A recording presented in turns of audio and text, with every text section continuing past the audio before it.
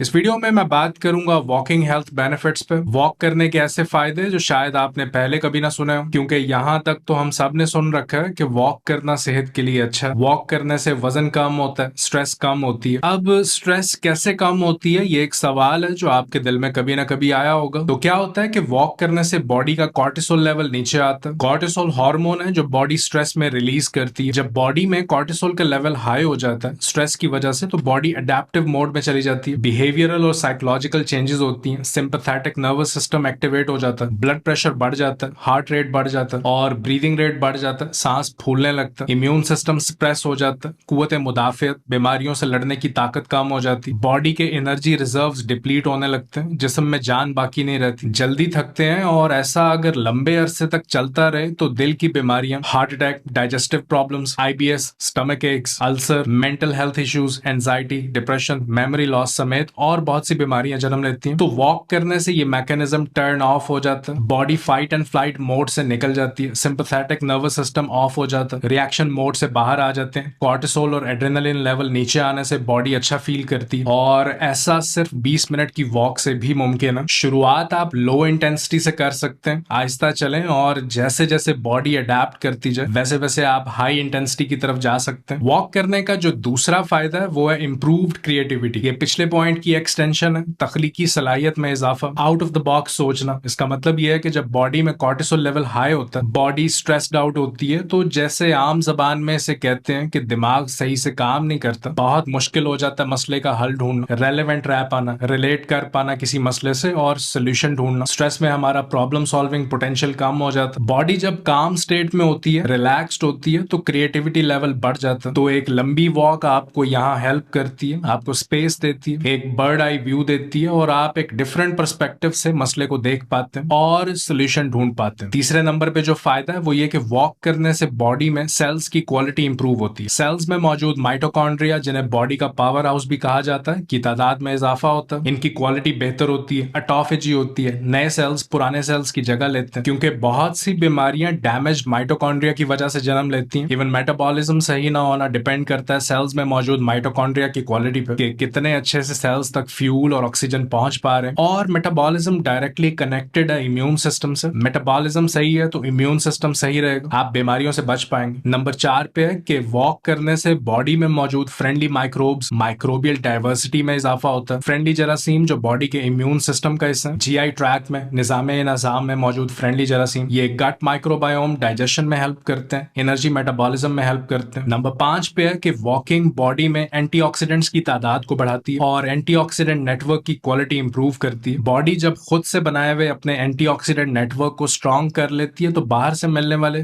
खुराक से मिलने वाले एंटीऑक्सीडेंट्स पर डिपेंडेंसी कम हो जाती है। ये एंटीऑक्सीडेंट नेटवर्क बॉडी में पैदा होने वाले फ्री रेडिकल डैमेज से बचाता है। फ्री रेडिकल्स का मतलब है जहरीले मादे जो मुख्तलिफ रिएक्शंस की वजह से बॉडी में पैदा होते हैं। इस नेटवर्क के स्ट्रॉन्ग होने से बॉडी की लॉन्जेविटी में इजाफा होता है, उम्र बढ़ती है, क्योंकि इस तरह से बॉडी बहुत सी बीमारियों और मसलों से बच जाती है। नंबर 6 पे है नेचुरल किलर सेल्स की तादाद में इजाफा। ये सेल्स इम्यून सिस्टम यानी मुदाफियती निजाम का हिस्सा है। नेचुरल किलर टी सेल्स को बॉडी कैंसर सेल्स और वायरसेस से लड़ने के लिए बनाती है और walking natural killer T cells की तादाद में इजाफा करती है। नंबर 7 पे है कि वॉक करने से ग्लूकोज और इंसुलिन सेंसिटिविटी इंप्रूव होती है। तो अगर बॉडी में इंसुलिन रेजिस्टेंस डेवलप हो चुकी है, ग्लूकोज लेवल्स बढ़े रहते हैं, आप डायबिटिक हैं, ये प्री डायबिटिक हैं, तो वॉकिंग बेहतरीन एक्सरसाइज है। सुबह उठ के अगर आप वॉक करते हैं तो ये ब्लड में बढ़ी हुई एक्स्ट्रा शुगर को बर्न करने में मदद करता है। और अगर आप वॉकिंग को 25 से 30 मिनट तक ले जाएं तो ना सिर्फ एक्स्ट्रा शुगर बर्न करेंगे बल्कि इवेंचुअली फैट लॉस भी करेंगे। नंबर 8 पे है कि वॉक करने से बॉडी में ज्यादा ऑक्सीजन जाती है बनस्बत हाई इंटरवल ट्रेनिंग के। हाई इंटरवल ट्रेनिंग में बॉडी में ऑक्सीजन ज्यादा जाती है, लेकिन लैक्टिक एसिड प्रोडक्शन की वजह से ब्लड में मौजूद ऑक्सीजन सही से सेल्स तक पहुंच नहीं पाती। इसके रिएक्शन में बॉडी में मौजूद बाइकार्बोनेट कंपाउंड्स इस लैक्टिक एसिड को कन्वर्ट करते हैं कार्बन डाइऑक्साइड और पानी H2O में, और यहाँ बनने वाली कार्बन डाइऑक्साइड फिर हेल्प करती है ऑक्सीजन को डीप टिश्यूज तक ले जाने में, सेल्स तक ले जाने में। और वॉकिंग से 20% ज्यादा ऑक्सीजन एब्जॉर्प्शन देखी गई है सेल्स और टिश्यूज में बनस्बत हाई इंटेंसिटी ट्रेनिंग के। नंबर 9 पे है कि वॉकिंग से बोन डेंसिटी इंक्रीज होती है, हड्डियों की क्वालिटी बेहतर होती है। नंबर 10 पे जो फायदा है वो ये कि बॉडी में इन्फ्लेमेशन और मसल स्टिफनेस कम होती है because of improved oxygen supply. Oxygen supply अच्छी होने की वजह से जिस्म में सोजिश कम होती है। और लास्ट नंबर पे जो फायदा है वो ये कि विजन इंप्रूव होती है, नजर अच्छी होती है। आंख में मौजूद रेटिना इंप्रूव्ड ऑक्सीजन सप्लाई की वजह से बेहतर फंक्शन करता है और ना सिर्फ सिर्फ आंखें बल्कि किडनीज और दूसरे बॉडी ऑर्गन्स भी इंसुलिन और ग्लूकोज सेंसिटिविटी इंप्रूव होने की वजह से बेहतर फंक्शन कर पाते हैं। तो वॉकिंग एक हेल्दी टूल है जिससे आप हेल्दी रहते हैं और बहुत सिंपल है, आपको सिर्फ चलना ही है, कहीं भी मौजूद हो कर सकते हैं, इंडोर आउटडोर। इंडोर करते हैं तो आपके जॉइंट्स पे स्ट्रेस कम पड़ती है, स्ट्रेसफुल नहीं रहता, सिंपल है। इसी बात के साथ अपना ख्याल रखिए, आपसे मुलाकात होती है नेक्स्ट वीडियो में। अल्लाह हाफिज।